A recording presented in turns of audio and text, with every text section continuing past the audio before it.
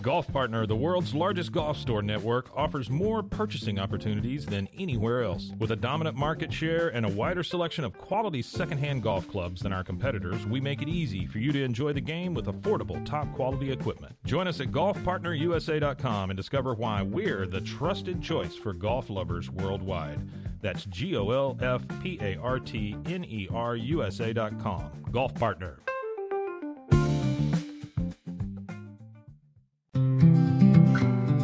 Are you ready to take control of your health? At 4U Health, we believe wellness and lab testing should be accessible, inclusive, and yes, fun. With our tech-powered at-home lab test, you save time and money while feeling your best. Say goodbye to long waits and office visits. Check your health on your own terms with 4U Health. Visit 4uhealth.com today and free yourself from traditional medicine. That's the number 4uhealth.com.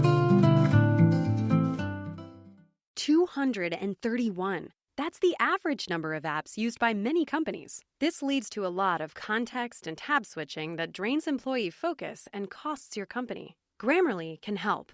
Grammarly's AI works in over 500,000 apps and websites, making it easy for your team to write clearly and on brand without disrupting workflow. Join 70,000 teams who save an average of $5,000 per employee per year using Grammarly. Go to grammarly.com/enterprise to learn more. Ah, the sizzle of McDonald's sausage. It's enough to make you crave your favorite breakfasts. Enough to head over to McDonald's. Enough to make you really wish this commercial were scratch and sniff. And if you're a sausage person, now get 2 satisfyingly savory sausage McGriddles, sausage biscuits, or sausage burritos for just $3.33. Or mix and match. Price and participation may vary. Cannot be combined with any other offer or combo meal. Single item at regular price. Ba-da-ba-ba-ba. Shall I take your order, or do you need a minute? Yes, I'll be ready. Just buying a car on Carvana. What? It's super convenient. I already got pre-qualified in 2 minutes. All I had to do was answer a few questions. What? That's handy. Yeah, now I'm customizing my down and monthly payments. What? That's an exquisite deal. And just like that, Carvana's delivering my car in a couple days. What? Oh, yeah. Sorry, I'll have the burrito. Visit Carvana.com to finance your next car. Financing subject to credit approval. Delivery fees may apply. Thank you for listening to this Podcast One production. Now available on Apple Podcasts, Podcast One, Spotify, and anywhere else you get your podcasts.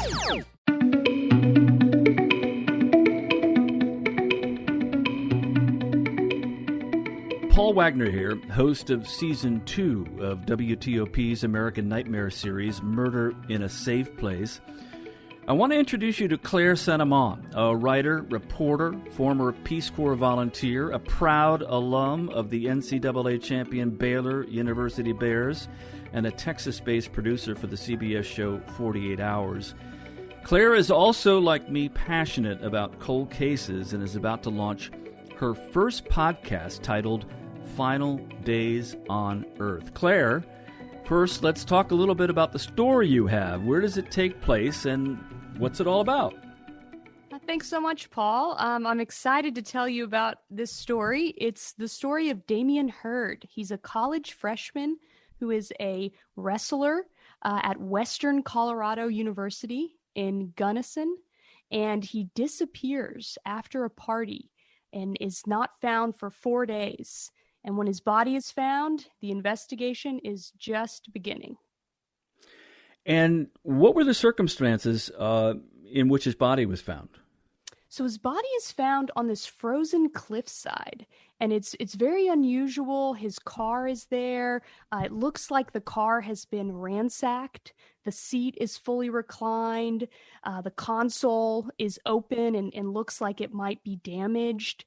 There's all sorts of tools found in his car, and his cell phone is disassembled with the battery removed, and a bandana is lying next to the cell phone and the battery, and it appears as though someone has wiped the phone with that bandana, and there's only one latent fingerprint left on the face, and that fingerprint has still never been identified. Oh, that's fascinating. So it clearly was not the subject of your story. Yeah, it's a very unusual case and lots of unanswered questions. It is a case that has been ruled a suicide by the police department, but one that I believe there is a lot of investigating left to do, and I've uncovered new witnesses and new information that I think definitely deserves consideration. How old is this case? So this happened in 2014. So, 2014, the medical examiner or the police department rules it a suicide, yet there clearly are people who believe that there was some kind of foul play. Who have you talked to? So one of the main people that I talked to is Dammion's father, Gary Heard, and he has never stopped asking questions in his son's disappearance and has been, one of the key voices saying, we need to investigate this further. And I've also talked to several of Dammion's friends who believe that there was something else going on. And many people do believe that he committed suicide. There are definitely voices in the story that will say it's a tragic story of suicide, and I look at all the options. I don't want to leave any path undiscovered. So I go down every trail and look at all the possibilities in what ended Dammion's life. Well, for the people that don't believe he committed suicide, what is their rationale? What evidence do they have? So the biggest points for foul play in this case are what happened in the period of time when Dammion was missing. Before his body was discovered, someone signed him into class at Western Colorado University, and someone used his ID card in the campus cafeteria. Those points, 3 different data points, have never been explained. But dead people don't go to class. They don't eat in the cafeteria. And there's definite evidence that someone was doing that in the days that Dammion was missing before they knew what had happened to him. And in addition, he also had a very unique car. He drove a Saturn SUV, which had been discontinued. They were no longer making them. And his car was spotted at different points on campus during this missing period. And what added to the question of was he really missing, or did he just not want to be found? So I'm intrigued by that part. Is any of this caught on tape? Was there video of the SUV on campus?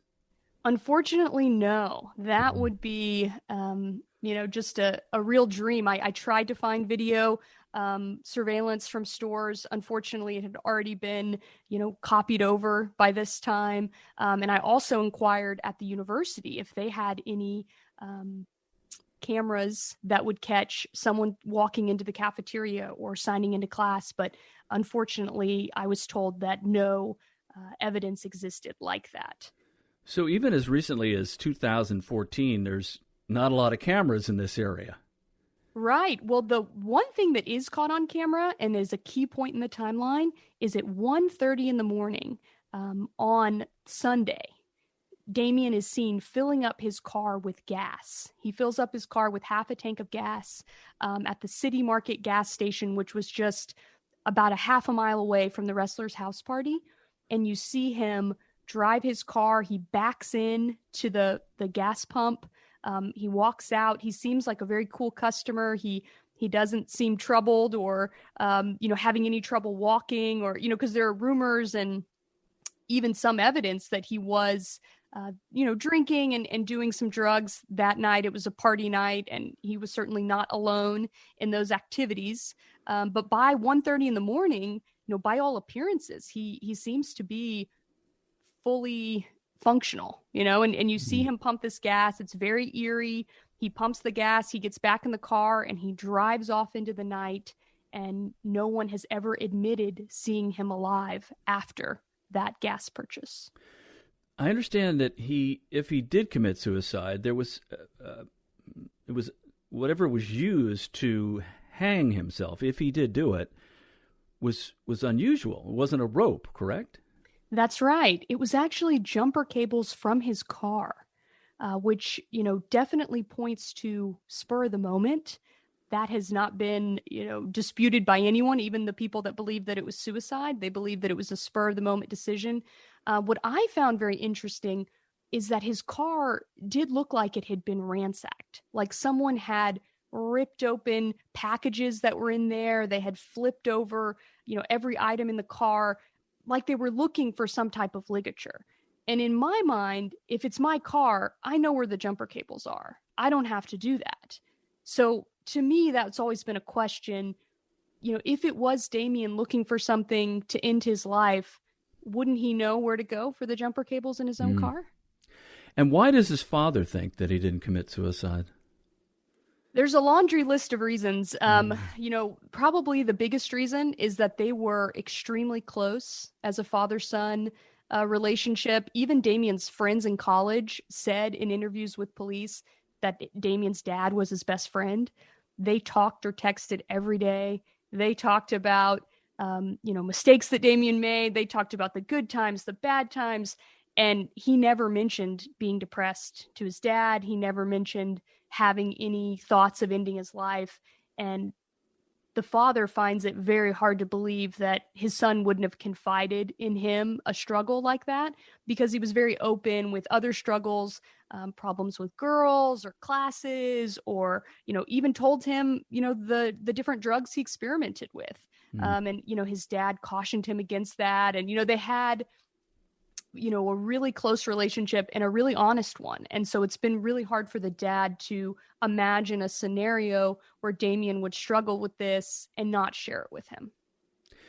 So part of the problem, as you know, in covering cold cases or even crimes in general, is that, when the medical examiner or the police department says, flat out, well, we think it's a suicide, it's very hard to convince people otherwise. It's just like when the medical examiner says it's been ruled accidental, but people believe actually it was a homicide. So what is driving your story here as far as that's concerned? Why are there people that are or have come to you to say, that this is definitely not a suicide and needs to be pursued? And I know me, and I know, if somebody comes to me and says, look, here's a great story, you need to tell it, and here's why. Is that what's happening with you and why this podcast is coming out now? So this podcast utilizes 47 police interviews that the Gunnison police did with students and other witnesses in the final days of Dammion's life who attended the party with him and who, were friends and knew him on campus. And even though it was ruled a suicide, there was a 6-month investigation.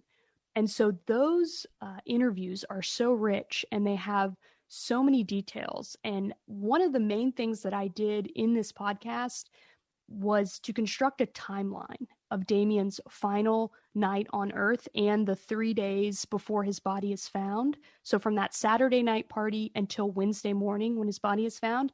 And to me, that timeline really opens up so many new investigative paths because it shows how all the details fit together, how all the witness sightings, how all the, details in the reports, how they fit in the puzzle. And I think it paints a completely different picture than the police previously put out whenever they ruled it a suicide. And I definitely have other people in my camp as well. I think that, all avenues should be discussed and explored. And I have several action items that I would like to see happen. And, they could really go either way. We could end up with a definitive suicide ruling, or we could say, there was foul play and this investigation needs to be reopened as, a homicide. And I think that only time will tell, what is the real story. Have the police cooperated with you? They have not. They, to their credit, they filled all of my open records requests and they provided all the interviews and documentation that I've asked for. I made multiple phone calls. I even road tripped up to Gunnison from Texas over the summer and, hung out in the Gunnison Police Department lobby until someone would come out and talk to me. But they would not agree to do an interview on the record. They felt like the case was just too emotionally charged. I did speak at length with a former lieutenant of the Denver Police Department who was called in to do an expert review of the case. And his name is Matthew Murray. and he's now the chief of police in Yakima, Washington. And we spoke for many hours over the course of several days, going point by point through the case and with his expert report. And he believes it's a suicide, but we have a really interesting conversation about the inconsistencies and the possibilities that there could be foul play. And he told me, I am not married to an outcome. And if there's evidence that surfaces that shows that there's been foul play, I would reevaluate my expert report and my expert ruling of it being a suicide. And so he is the really bright star investigatively in this case, and someone, who I really respect and who has a very open mind and a very analytical mind.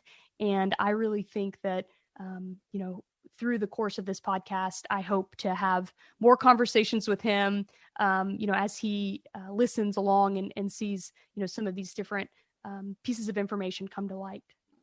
One of the wonderful things about podcasts is that there's no time limit. And I spent 21 years working for the Fox affiliate here in Washington, D.C.